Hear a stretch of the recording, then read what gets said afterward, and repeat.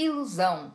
A ilusão é uma atividade da alma e o resultado do aspecto mental de todas as personalidades encarnadas em manifestação. Quando uma pessoa deixa que o seu ego interprete a realidade e não sua alma ou seu sistema espiritual, ela se perde na ilusão. No contexto do sistema de quatro corpos, as pessoas de natureza mais intelectual do que emocional tendem mais à ilusão do que à fascinação. A decepção é criada pela compreensão errônea de ideias e de formas de pensamento. A personalidade encarnada precisa aprender a suprir a mente e o cérebro com a luz da alma. Somente a intuição e não a iluminação ou a inspiração, como Djal Ku as definiu, pode dissipar a ilusão. É na meditação e nas técnicas de controle mental que as personalidades encarnadas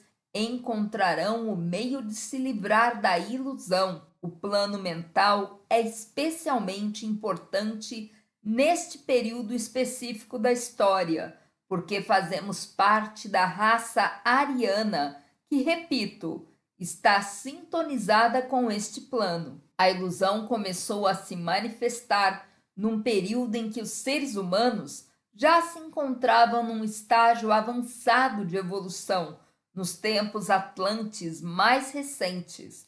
Nos livros de Alice Bailey, Djal Ku definiu a ilusão como a reação da mente indisciplinada ao mundo de ideias com que ela entra em contato. Vários são os fatores que levam a essa distorção no plano mental. Podemos relacioná-los da seguinte maneira: 1. O ponto de evolução que a personalidade encarnada chegou. 2. A integração ou a falta de integração dos corpos físico, emocional, mental e espiritual. 3. O grau de sintonia e de iluminação alcançado pela alma. 4. O tipo de raio do corpo mental da personalidade encarnada, que dá colorido à interpretação que a personalidade encarnada dá às ideias. 5. O nível de desenvolvimento do corpo mental. 6.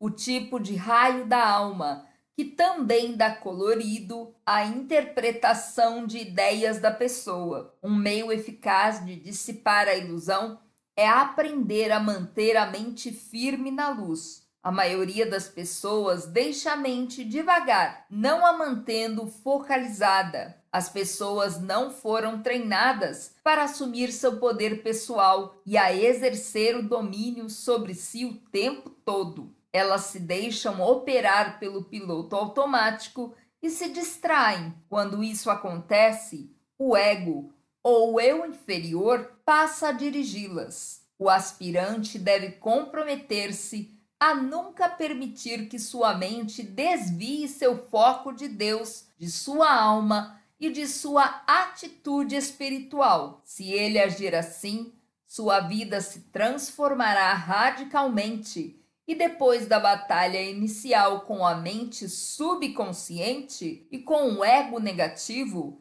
isso se tornará um hábito. Manter a mente na luz todo o tempo trará a paz que transmite compreensão. O domínio da mente levará a pessoa à terceira iniciação e à fusão da alma. Lembre-se que a primeira iniciação tem relação com o domínio físico, a segunda com o domínio emocional e a terceira com o domínio da mente e da personalidade tríplice a serviço da alma. Depois disso, só mais uma iniciação é necessária para libertar-se da roda de renascimentos.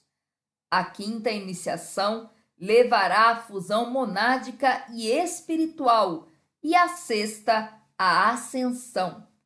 Nunca se enfatizará o suficiente a necessidade de controlar a mente. Deus e os mestres ascensionados não farão esse trabalho pelas pessoas. Elas é quem deve fazê-lo. O aspirante não deve esquecer que são os seus pensamentos que criam a realidade em que ele vive. O remédio para a ilusão é a intuição, que leva a um entendimento progressivo dos caminhos de Deus no mundo em benefício da humanidade e ao desenvolvimento do conhecimento e da razão puros.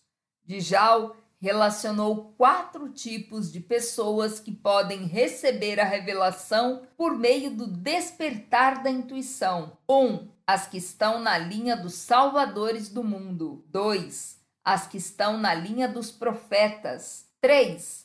As que estão na linha dos verdadeiros sacerdotes. 4. As que estão na linha dos místicos, práticos ou dos ocultistas. Djal Ku também afirmou que a ilusão normalmente se manifesta sobre um dos 7 modos seguintes. 1. O modo da percepção errada. 2. O modo da interpretação errada. 3. O modo da apropriação errada. 4. O modo da direção errada. 5. O modo da integração errada. 6. O modo da materialização errada. 7. O modo da aplicação errada. Para uma análise mais profunda desses princípios, recomendo a leitura do livro Glamour, A Word Problem, de Alice Bailey, das páginas 57 a 65. Também vale a pena mencionar aqui que toda fração de fascinação que o discípulo dissipa e de ilusão que ele percebe e supera limpam o caminho para os que vêm em seguida e o tornam mais fácil para os seus companheiros. Os que passaram prestaram o mesmo serviço para os que estão aqui. Também é importante a pessoa entender que o simples fato de perceber e de aceitar que está lutando contra a ilusão a leva a grandes progressos. A maioria das pessoas nem sequer percebe que é presa da fascinação, da ilusão e de Maya.